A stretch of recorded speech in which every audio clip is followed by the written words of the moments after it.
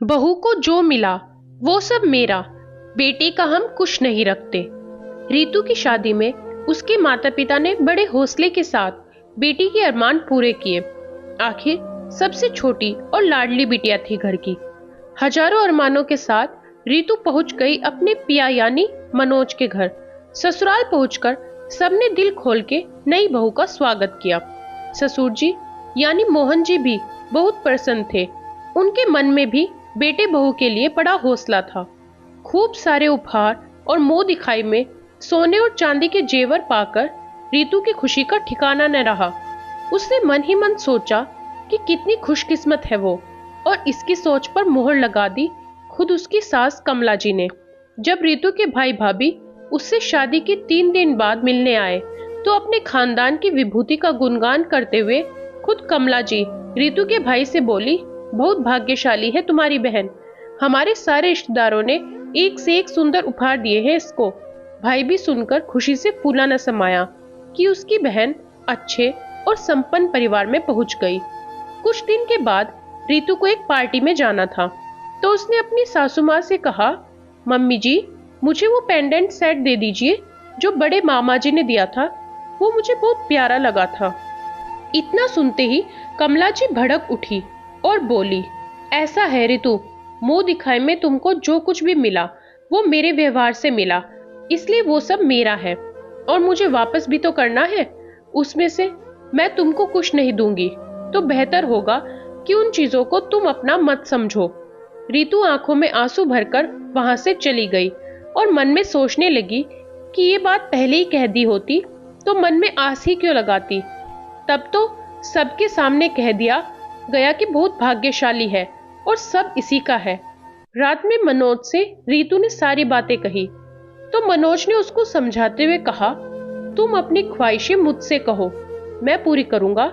और रही बात मुंह दिखाई में मिले जेवरों की, तो तुम अपने को सच ही भाग्यशाली मानो। तुम किसी की ऋणी नहीं हो। अगर तुमको नहीं मिला तो तुमको लौटाना भी तो नहीं पड़ेगा। लेन देन का झंझट ही खत्म। पति की समझदारी पूर्ण बातें सुनकर रीतू को बहुत संतोष हुआ और वो शांत हो गई। समय बीतता गया। रीतू एक प्यारे से बेटे की मां बनी और उसके लालन पालन में व्यस्त हो गई। लगभग 4 साल बाद रीतू की ननंद शालू की शादी पक्की हो गई और जोर शोर से तैयारियां शुरू हो गई। रीतू भी बहुत खुश थी और घर की जिम्मेदारी के साथ अपनी साज सज्जा की भी तैयारी करती जा रही थी। नई साड़ियां, नया लहंगा, नई चूड़ियां वगैरह वगैरह सब कुछ लेने का सोच रखा था उसने। शालू की सारी खरीदारी कराने के बाद रीतू ने अपनी तैयारियां शुरू कर दी। बस उसको अपनी सासू माँ की एक बात बहुत अजीब लगी कि जब शालू के लिए कपड़े और बाकी शादी की रस्मों को सामान लाना था तो वो रीतू को अपने साथ ले जाती थी, पर जब जेवर खरीदना होता था तो रीतू को दूसरे कामों में लगाकर घर पे रोक देती थी। पर घर में जब मांगलिक कार्य हो तो इन नकारात्मक बातों को दरकिनार कर देना चाहिए। ऐसा सोचकर रीतू फिर से शादी की तैयारी में जुट गई। आखिरकार शादी का दिन भी आ गया और ईश्वर की कृपा से सब कुछ अच्छे से संपन्न हो गया। अब अगली सुबह कलेवे के समय सारे रिश्तेदार इकट्ठे हुए और दामाद जी को तिलक लगाते हुए उपहार देने लगे। रीतू ने भी अपने नंदोई को एक सुंदर सी अंगूठी पहनाई। कुछ ही देर में विदाई की रस्म शुरू हो गई और शालू अपने नए घर पहुंच गई। ननंद की विदाई के बाद रीतू मेहमानों की विदाई की तैयारी में लग गई। अगले दिन तक सभी मेहमान चले गए। रात में खाने की मेज पे सभी बैठे थे, तभी कमला जी बोली, रीतू चौथी की रस्म के लिए शालू आएगी तो उसके लिए भी तैयारी करनी होगी क्योंकि वो उसी दिन लौट जाएगी। अगले दिन उन दोनों को घूमने जाना है। रीतू बोली, ठीक है मम्मी जी, जो भी करना हो आप मुझे बता दीजिए, मैं सब तैयार कर लूंगी। तभी कमला जी बोली, उसकी कुछ साड़ियां यहाँ छूट गई थी, वो पैक कर देना, और बाकी उसको जो भी सोने चांदी के उपहार मिले थे उनमें से कुछ चीजें मैं इस बार और कुछ चीजें अगली बार दे दूंगी, तो उसका सब सामान उसके पास पहुंच जाएगा। ये सुनते ही रीतू ने मनोज की तरफ देखा और अपने को संयत करते हुए बोली, पर मम्मी जी, शालू को भी तो जो कुछ मिला वो आप ही के व्यवहार से मिला, तो वो सब कुछ आपका हुआ न। आखिर आपको लौटाना भी तो है। दामाद जी को भी जितने उपहार मिले वो आपके ही व्यवहार से मिले।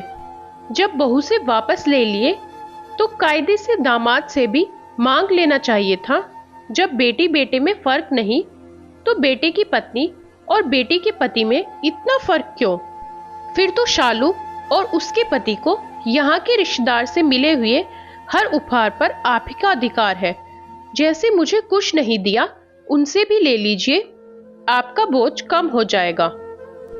रीतू बोल ही रही थी कि कमला जी बोली, तुम्हारा दिमाग तो नहीं फिर गया जो ये बकवास कर रही हो? आखिर लड़कियों का भी कोई रख लेता है क्या? जो उसके नाम से आया वो तो उसका हुआ न।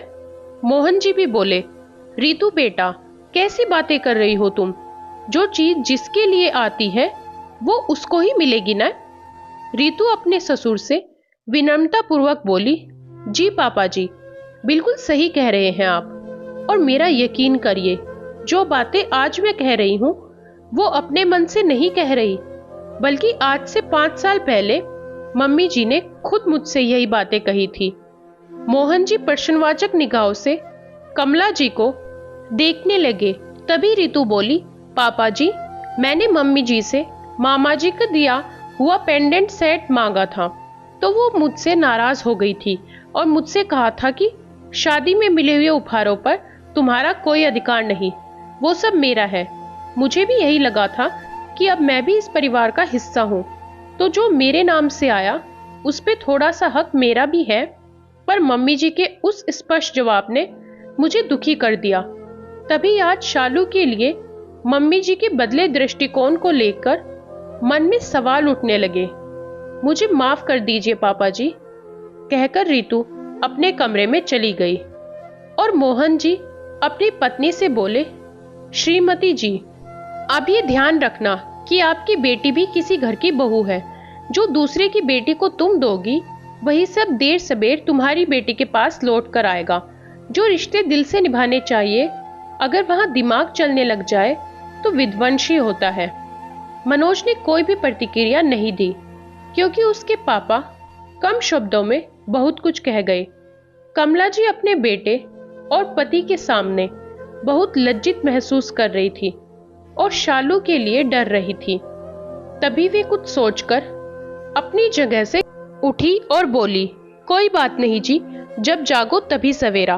और अपने कमरे में जाकर अपनी अलमारी से वही पेंडेंट सेट और एक सुंदर सी अंगूठी निकालकर रीतू के पास पहुंचकर बोली, लो बेटा, अपनी ननद की शादी में तुम ये न पहन पाई, पर अब अपनी बहन की शादी में जरूर पहनना, और कुछ चाहिए हो तो मुझसे ले लेना, आखिर है तो सब कुछ तुम्हारा ही।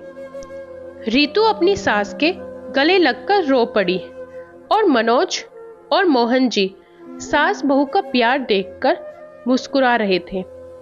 दोस्तों, इस कहानी पर आपके क्या विचार हैं? कमेंट में जरूर बताएं।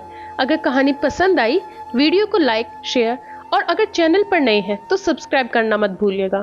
धन्यवाद।